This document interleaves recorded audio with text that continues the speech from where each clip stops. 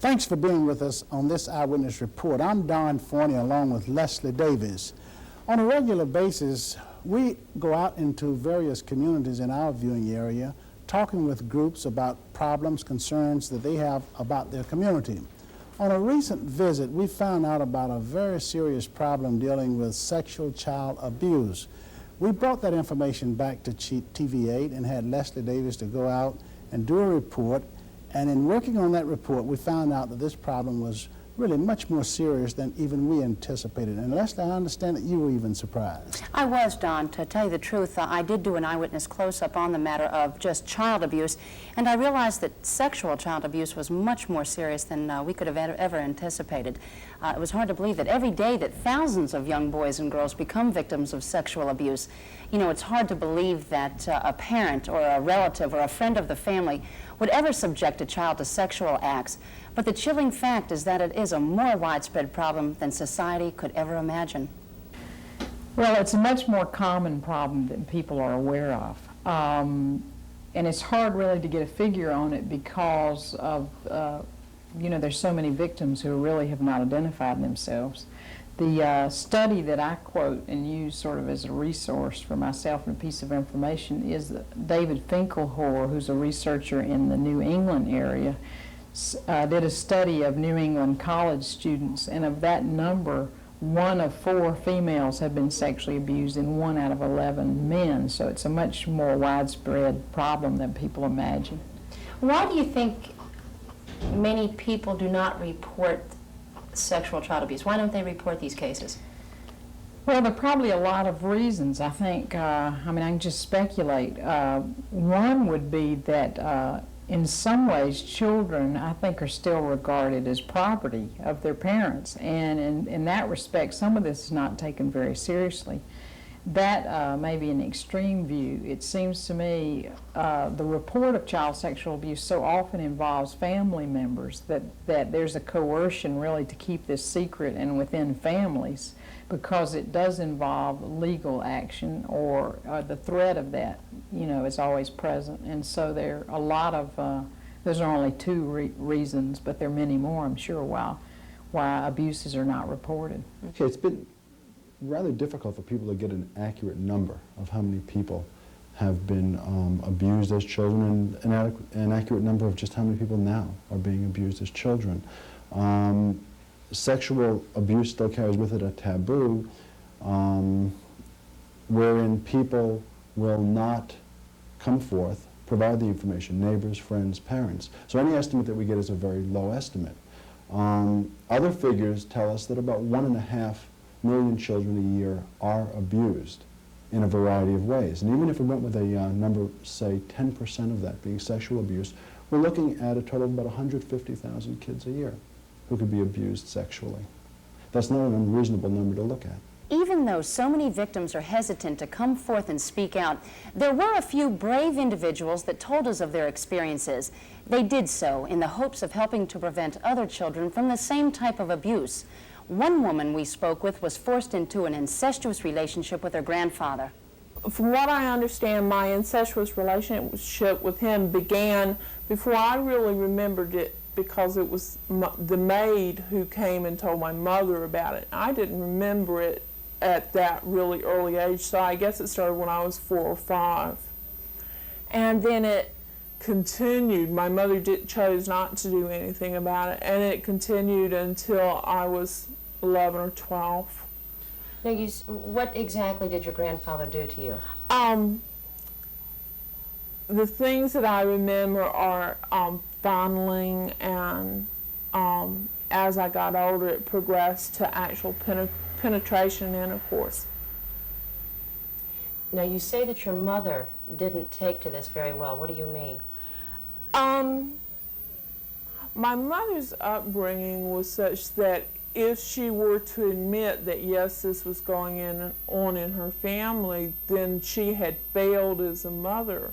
You know, she had, if her family unit was failing, then that meant that she personally was a failure, and she just couldn't handle that, and she wouldn't hear she wouldn't listen to it. She would not believe it either with my grandfather or the later instances that happened with my older brother.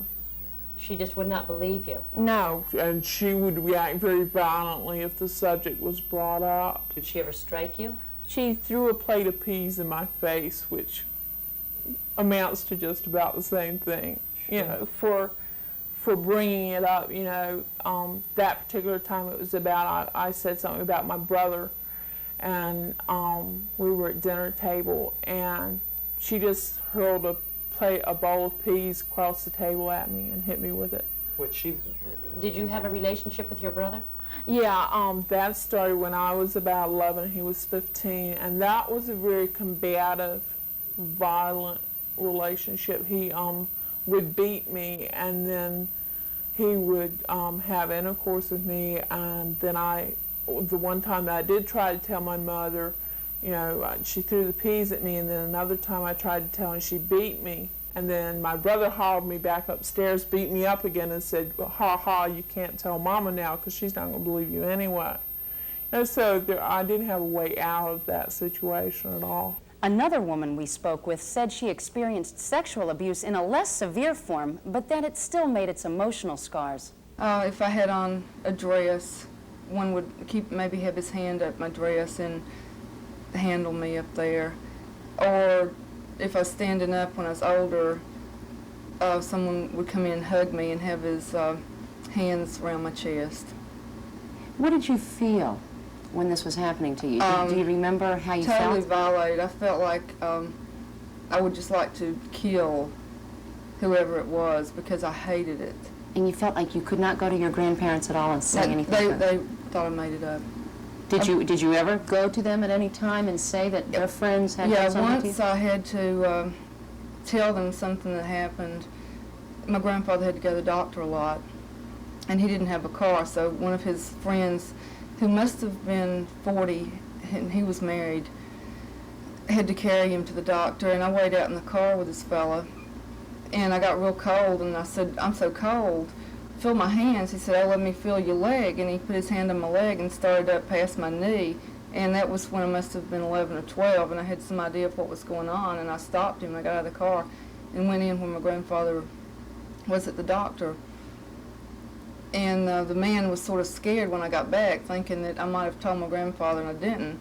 But later on, I mentioned to my grandparents something about it, and they didn't really believe me, but they had a little doubt about the man that I might have been telling the truth. Leslie, it seems that most of the victims are young girls. What about the problem with boys? Well, Judy Little says that it's believed or estimated that maybe 1 out of every 11 boys is at some time or another abused sexually. As a matter of fact, Don, I had a gentleman come up to the station here and make some pretty strong allegations about a gentleman that is believed to be abusing young boys. So I think it's a much more widespread problem than we would imagine.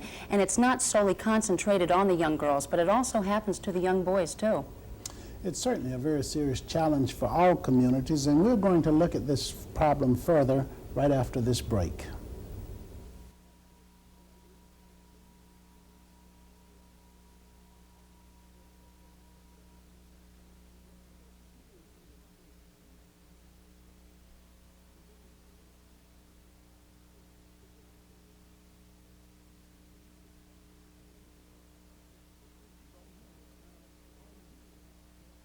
From here, and here, and here, truckloads of merchandise from America's finest manufacturers is arriving.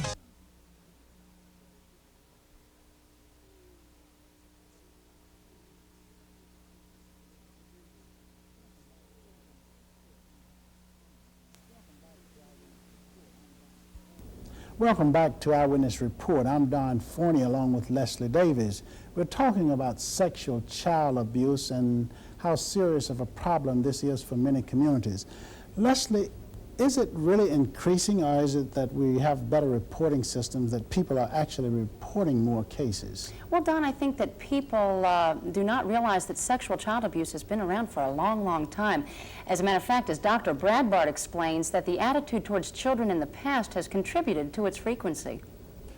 It's interesting that historically there's been not much written about child abuse. In fact, it wasn't until the 1960s, 1970s when they started talking about the battered child syndrome that child abuse and sexual child abuse gained any attention at all. Most writers who have looked back in times have found that prior to the 18th century, both child abuse and sexual child abuse were very well accepted types of things. People essentially viewed children as very available targets for such abuse. The mores, the rules of the time, said there's nothing really that wrong with this. Some of it was done very openly. There are interesting stories about very, very famous people in history who were known to be child abusers and sexual child abusers, and who in fact did it quite openly and had people supplying children to them. I think that the general thought back in those times was that children were objects. Children were objects for anger. Children were objects for sexual expression. There just wasn't an awful lot of attention paid to whatever the long-range effects would be of abusing a child either sexually or non-sexually. Like rape, the victim of sexual child abuse usually knows the perpetrator. 75 to 80% of the time, the perpetrator, the person who is the abuser, is known to the child. Most often, in his study, for example, 43% of that time, that was the perpetrator was a member of the family. And most often, in reported cases, are most often cases in which fathers and daughters are involved.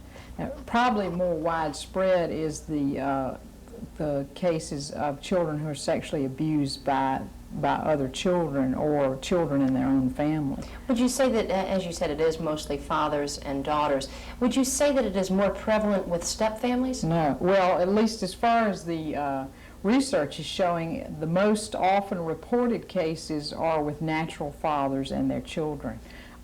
So there's a myth, I think, about that the offender is somebody who is not blood related to the child, and part of that, my hunch about that, is that people really don't want to believe that parents would sexually abuse their own children. But the sad fact is that it happens all the time. It does exist. But what would cause an adult to actually take advantage of a child? Dr. Bradbart explains. I guess in order to look at that question, what would cause an adult to sexually abuse a child, you have to look at what point they're at in their life, what type of child they choose to abuse.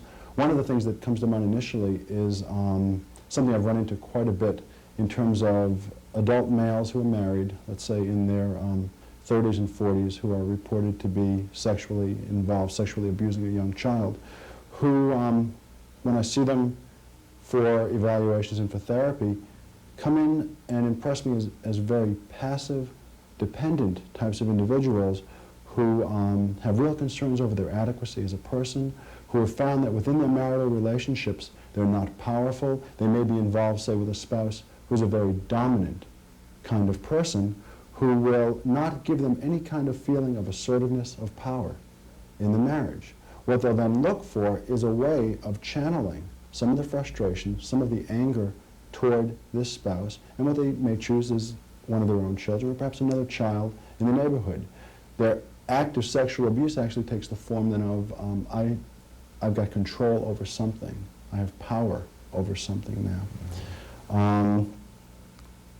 I think of another incident that I ran across not long ago in which a man who was picked up for not only abusing his own daughter, but for abusing other girls in the neighborhood, mentioned that he's always felt a certain amount of frustration going back to a period in his life when he was about 14 or 15 years old. He would look around, he would see these young girls around him who he felt some attraction to. He felt very powerless in doing anything to get them to like him. He noticed that most of them weren't interested in him at all. In fact, they were interested in the older guys, say in school. And when he finally got to be 17, 18 years old, he looked back down at them and realized that, well, he was going to have a lot of fun made of them if he went out with them. So he never really got a chance, in his own words, to sample these girls. And to them, they always held a very special kind of fascination. He found that as his own daughter reached the age of 14 or 15 years old, here was his chance. Here was his chance to act out some of the impulses that he felt for a very long time. And he couldn't delay the gratification of those impulses any longer. When a child is sexually abused, they really don't understand what is happening to them. Can you imagine the sense of confusion that they must go through when parents or trusted adults take advantage of them in an uncomfortable or unnatural manner? Well, we tried to find out what goes on within that child's mind and how it has affected their attitudes. I guess I thought that was normal, you know. I guess if you didn't know any different. Yeah, you know, if what you grow up in, you assume is the way things are supposed to be, and I assumed that all relationships were supposed to be very violent, very combative, and that's pretty much up until a couple of years ago what I expected out of relationships. Mm-hmm. That they would be violent in nature. Yeah, and if they were not violent, then they had no substance. There was no love there if there wasn't violence. How do you feel about men? What is your general attitude about men? Do you think that they're all bad? The good ones are few and far between, and you really gotta hunt a while, and I don't think I would trust a man any further than I could throw him. And I would never, I have a niece, and I would never trust my niece alone with her father, any of her uncles, her grandfather, any of them. I think that all men have potential to be sexual abusers, and that's really bad to stereotype men in that way. It's still the way that I feel, and I have very poor attitudes toward men. Well, how did this make you feel? What was going through your mind when all this was taking place? Yeah, I'm very angry over it, but I don't know who to blame. And after one becomes over 30, one can't keep blaming other people for the way they feel, so I've had to accept that people have things to happen, and that was something I had happen, and there's nothing I can do about it. I might as well just not think about it. They feel that they have been violated. They feel that there's no outlet for them. They have to keep this information inside. They feel like victims within their own home, and that extends to the outside as well, feeling like victims within their world.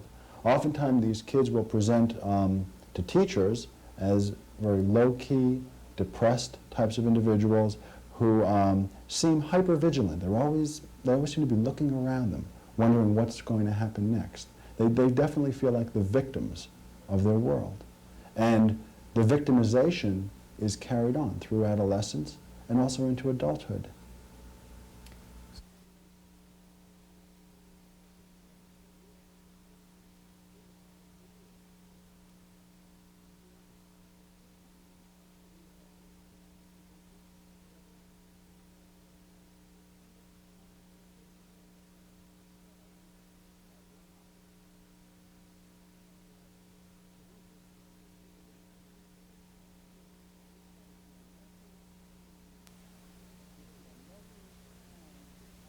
With your local county Department of Social Services, they will be glad to assist you. Leslie, this is really a very serious problem. I would agree with that very much so, Don. We can't emphasize enough how much of a problem this really is, and that it could be happening to someone that you care very, very much about. We'd like to close this report with a letter that was sent to us by a woman who was a victim of sexual child abuse. It reads as follows.